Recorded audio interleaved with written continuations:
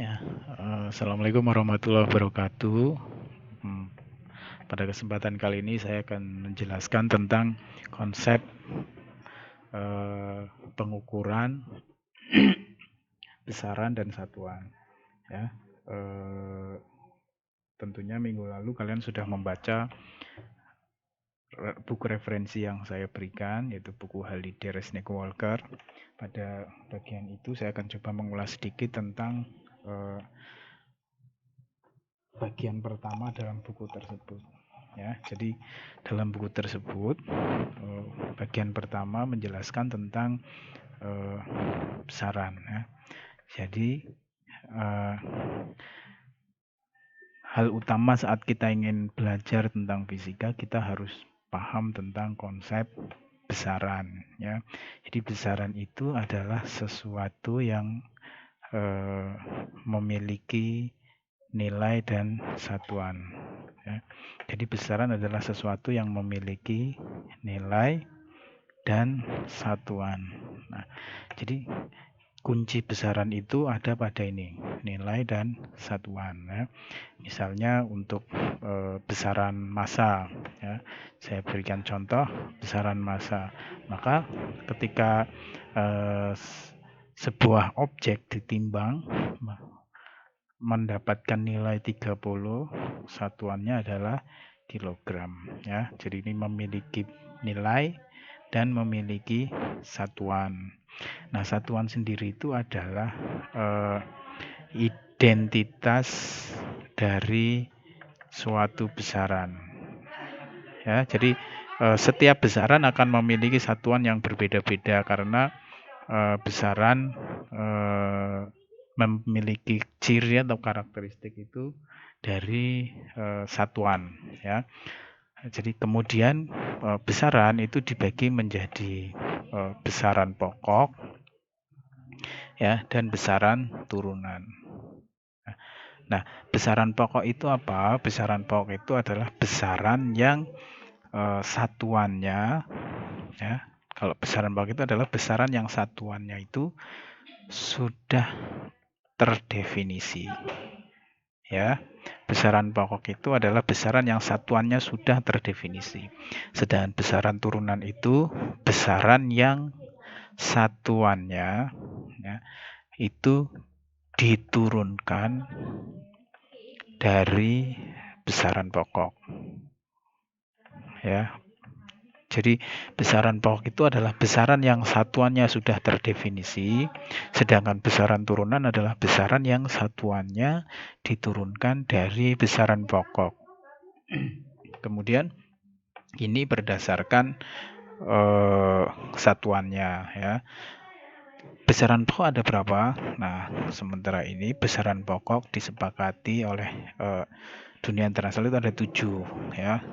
Yang pertama seperti misalnya massa, kemudian panjang, ya, waktu, dan lain sampai 7, ya, jumlah zat. Nah, besaran-besaran pokok ini satuannya sudah didefinisikan sendiri. Ya, massa ya satuannya kilogram, panjang ya satuannya meter, waktu satuannya sekon. Ya. Kalau besaran turunan itu satuannya diturunkan dari besaran pokok. Jadi selain ketujuh besaran ini, nah, itu masuk dalam kategori besaran turunan. Saya beri contoh misal kecepatan. Ya. Kecepatan ini adalah besaran turunan. Kenapa? Karena satuannya diturunkan dari besaran pokok. Kecepatan memiliki satuan meter per sekon. Jadi dia diturunkan dari besaran panjang dan besaran waktu. Itu. Kemudian misal lagi gaya. Gaya itu Newton. Newton itu kilogram meter per sekon kuadrat. Jadi besaran gaya itu diturunkan dari besaran massa, besaran panjang, dan besaran waktu. Ya. Nah, kemudian selain berdasarkan satuannya, berdasarkan besar dan arahnya, besaran dibagi menjadi besaran vektor dan besaran skalar. Ya. Nah, besaran vektor itu adalah besaran yang dia itu punya nilai dan juga punya arah. Nah, kalau besaran skalar itu dia hanya memiliki nilai saja. Saya ambil contoh, misal ketika kita bicara tentang kecepatan. Nah, kecepatan itu ya ketika kita ingin berbicara tentang kecepatan, maka kecepatan harus bernilai dan berarah. Ya, misal sebuah mobil bergerak dengan kecepatan 30 km per jam. Maka 30 km per jam ini menunjukkan nilainya saja. Ke arah mana? Misal ke arah timur. Ya. Nah, jadi besaran vektor itu harus dalam kondisi dia memiliki nilai dan memiliki arah. Sedangkan besaran skalar itu hanya memiliki nilai saja. Misal lawannya kecepatan itu kelajuan, ya. Kelajuan itu hanya memiliki nilai saja, yaitu 30 km per jam. Nah, ini hanya berupa nilai. Massa ini juga besaran skalar, ya, karena massa hanya memiliki nilai. Waktu itu juga besaran skalar. Kenapa? Karena waktu hanya berupa nilai. Gitu. Nah, jadi besaran berdasarkan satuannya ada besaran pokok dan besaran turunan. Sedangkan berdasarkan nilai dan arahnya ada yang disebut dengan besaran vektor, yaitu besaran yang memiliki nilai dan arah, dan ada besaran skalar, yaitu besaran yang hanya dideskripsikan dalam bentuk nilainya saja. Nah, sekarang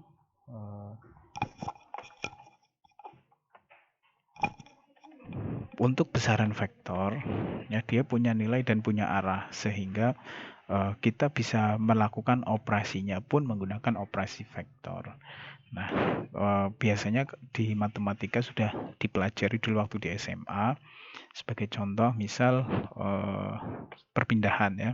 Perpindahan itu salah satu contoh besaran vektor, ya. Perpindahan itu salah satu contoh besaran vektor. Misal saya berikan contoh sebuah benda, ya, bergerak dari titik A ke arah sini, nah, titik B, ya, ini titik B. Kemudian benda ini bergerak lagi ke arah titik C, sini, ya, sini titik C. Maka berapa besar perpindahan yang dialami oleh benda? Tidak bisa kita menjumlahkan, misal ini 30 km, yang ini juga 30 km, kita jumlahkan 30 tambah 30 itu salah. Ya, ini bukan menunjukkan besaran. Tetapi besaran perpindahan besarnya mana? Dari A ke C ini. Nah, tentunya menggunakan operasi Pitagoras, ya, 30. Jadi berapa besaran perpindahan yang dialami oleh objek yang bergerak seperti ini? Maka besar perpindahannya AC sama dengan akar AB kuadrat ditambah BC kuadrat. Ya. Akar 30 kuadrat tambah 30 kuadrat. Jadinya besar perpindahannya adalah 30 akar 2 km. Nah, sekarang bagaimana kalau gaya? Saya contohkan lagi untuk misalnya gaya, ya, besaran gaya. Jadi misal sebuah benda, ya, ini ada benda, ya, berada di permukaan lantai, didorong dengan beberapa gaya. Nah, ini misal F1. Kemudian sini F2. Ya, lalu berapa besar perpindahan yang dialami oleh gaya, berapa resultan gaya atau gaya total yang dialami oleh benda ini? Maka kita harus menggunakan operasi vektor, ya. Contoh saya selesaikan dengan membuat diagram Cartesius. supaya lebih gampang ya. Jadi ini, sehingga misal gaya F1-nya ini F1. Nah, lalu karena ini berlawanan arah ke arah sini, saya buat titik tumpunya 1 karena dia sama-sama bekerja pada satu benda. Ya, titik tumpunya di sini. Nah, ini F2 ya. Saya berikan sudutnya.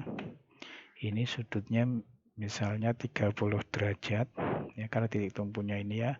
Maka sudutnya ini 30 derajat. Nah, berapa resultan gaya yang dialami oleh benda tersebut? Maka kita bisa menguraikan gaya ini ya. Pertama, kita uraikan gaya ini ke dalam sumbu X.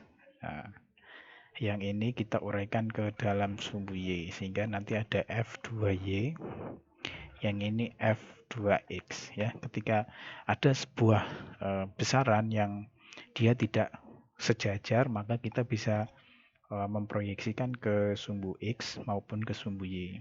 Lalu kita lihat yang sudah berada dalam satu sumbu. Nah, ini ada yang dalam satu sumbu, ada F2X, kemudian ada F1 ya, kemudian yang F2Y dia hanya berdiri sendiri ya, tanpa ada teman di sumbu Y.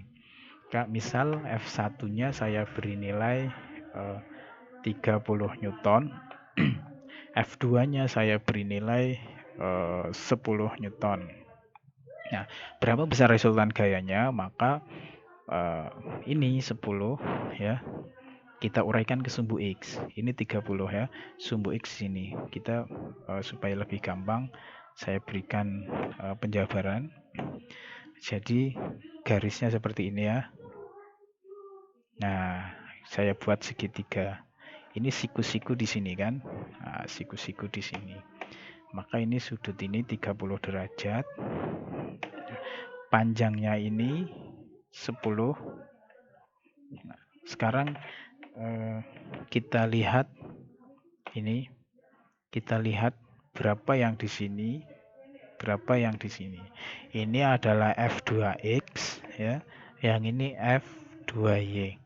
Maka dengan persamaan sinus theta dan cos theta kita bisa menghitung berapa F2X dan berapa F2Y. Nah, kita tahu sin 30, sin 30 itu sama dengan sin itu depan per miring ya, sin demi. Maka sin 30 itu F2X per 10 ya, sehingga F2X-nya sama dengan 10 kali sin 30. Sin 30 itu setengah ya. Sin 30 itu setengah, sehingga F2X-nya 5 Newton. Nah, kita lalu untuk F2Y, nah di sisi samping ini maka kita gunakan cos ya, karena ini di sisi depan kita gunakan sin, maka di sisi samping kita gunakan cos, sehingga cos 30 itu sama dengan F2Y per 10, sehingga F2Y-nya sama dengan 10 cos 30 itu setengah akar 3 ya. Berapa hasilnya? F2Y-nya 5 akar 3. Nah, berapa besar sehingga kita bisa tentukan resultannya ya. Di sini 5 akar 3 Newton. Nah, F2-nya ini 5 Newton. Nah, kita bisa hitung besarnya berapa. Besarnya ini, maka ya besarnya adalah yang satu sumbu dulu kita hitung, ada F1 dan F2X. Kita hitung resultan gaya pada sumbu X ya. Resultan gaya pada sumbu X itu ada F1X dan F2X ya. Dalam vektor ini kita harus menentukan terlebih dahulu mana yang positif dan negatif. Positif dan negatif itu tergantung dari arah ya. Kita tidak bisa serta-merta yang ke arah kanan itu positif, yang ke arah kiri itu negatif. Ya terserah, mau yang ke kanan positif atau yang ke kiri negatif. Yang ke kiri positif juga tidak apa-apa, asal itu selalu konstan ya. Dalam arti kita sudah menetapkan F2X-nya itu yang ke arah kiri negatif. Nah, maka semua yang ke arah kiri harus negatif ya dalam operasi ini.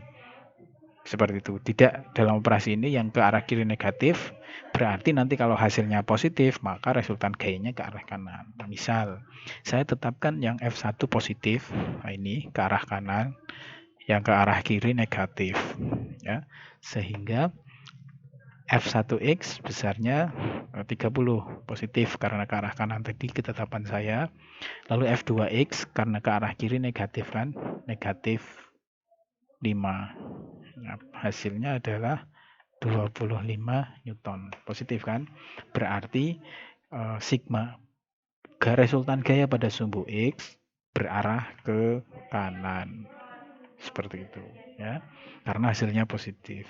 Nah, lalu F2X 25 itu kemungkinan sekitar segini ya. Nah, ini. Nah, ini F2X. Sorry. Fx. Ini Fx. Nah, maka gambar akhirnya saya bisa ketemu gambar akhir bahwa resultannya itu seperti ini. Ini Fx, yang ini F2Y. Nah, lalu resultannya gimana? Kita hitung menggunakan Pythagoras. Nah, ya kan? Nih. Resultannya kan ini. Nah, ini resultan gayanya. F total. Bagaimana cara menghitungnya? Kita pakai Pythagoras ya. Kita bisa gunakan gambar segitiga ini. Ini, terus ini. Ya, maka kalau digambarkan ya seperti ini. Nah, ini F2Y, ini Fx, ini F totalnya ya. Siku-siku di sini. Sehingga persamaannya nanti F totalnya sama dengan akar F2Y kuadrat ditambah Fx kuadrat. Nah, nanti silahkan coba dihitung-hitung sendiri hasilnya berapa ya. Jadi kan 5 akar 3 dikuadratkan berarti 25 dikali 3 ya 75 ditambah dengan 25 kuadrat. Nanti dihitung hasilnya berapa. Nah, ini untuk ini masih sederhana ya karena vektornya hanya dua besaran, dua gaya ya, gaya 1 dan gaya 2. Lalu bagaimana kalau misalnya vektornya ada 3 gaya? Nah, jadi misal ini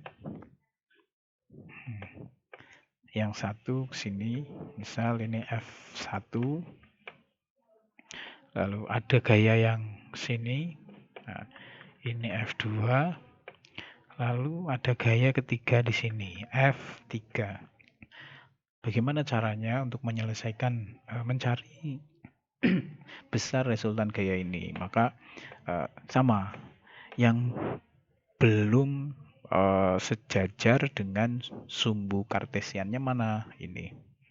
Sehingga ini bisa kita uraikan dulu, proyeksikan ke sumbu kartesian. Sehingga ada F2X dan ada F2Y ya.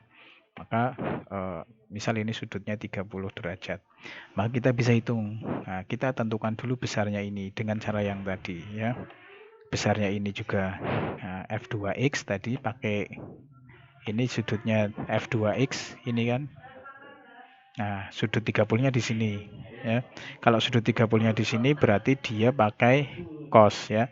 F3X cos 30 itu sama dengan F2X sin cos samping per miring per F2 ya. Sedangkan F2Y-nya, F2Y ada pada komponen ini. Jadi jangan terpaku kalau X itu harus selalu sin dan Y harus selalu cos. Tapi lihat dulu sudutnya itu ada di mana ya. Ini F2Y ada di sini. Nah, sehingga kita gunakan sin 30 ya, sama dengan F2Y sin depan per miring. ya. F2X-nya itu sama dengan maka kita bisa hitung F2X sama dengan F2 cos 30, sedangkan F2Y-nya sama dengan F2 sin 30. Ya. Nah, maka nanti ketemu. Nah, di sini berapa, besar ini berapa. Selanjutnya bagaimana? Selanjutnya kita hitung per sumbu koordinat.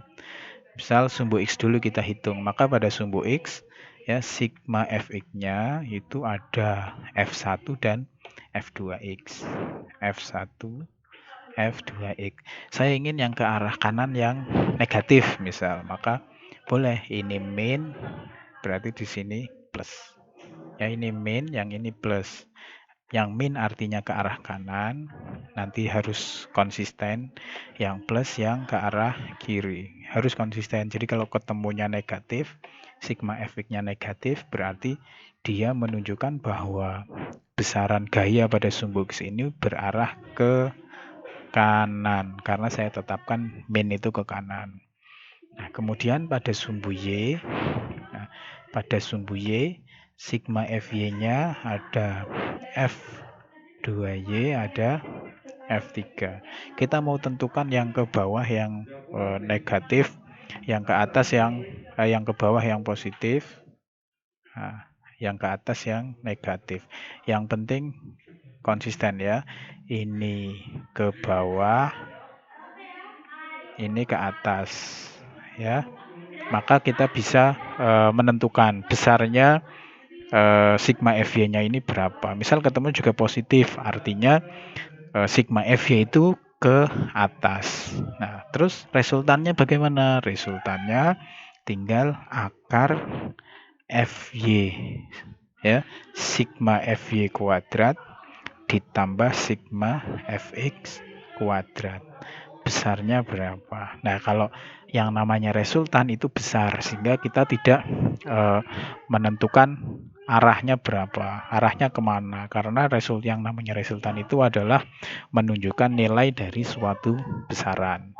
Kalau arahnya bisa kita tentukan melalui gambar. Misal ketemu hasil akhirnya, ya, ketemu hasil akhirnya itu F1 ke sini ya. Nah, ini fx, resultan X, resultan Y. Maka kita bisa ketemu kemana? Ke sini. Nah, kalau ditanya berapa ke arah mana resultan gaya ini, maka kita bisa mencari dengan menggunakan sudut tangen theta. Tangen theta sama dengan depan per samping ya, sudutnya yang ini. Nah, ya, tangen theta sama dengan sigma fx, sudutnya yang ini ya, sigma fx per sigma fy, depan per samping, sehingga ketemu nanti tetanya bisa dihitung sudutnya berapa. Nah, ini menunjukkan arah dari resultan gayanya. Oke, saya pikir bisa dipahami. Silahkan nanti latihan soal terkait dengan vektor, besaran, dan cara mencari resultan-resultan pada besaran vektor. Terima kasih. Assalamualaikum warahmatullahi wabarakatuh.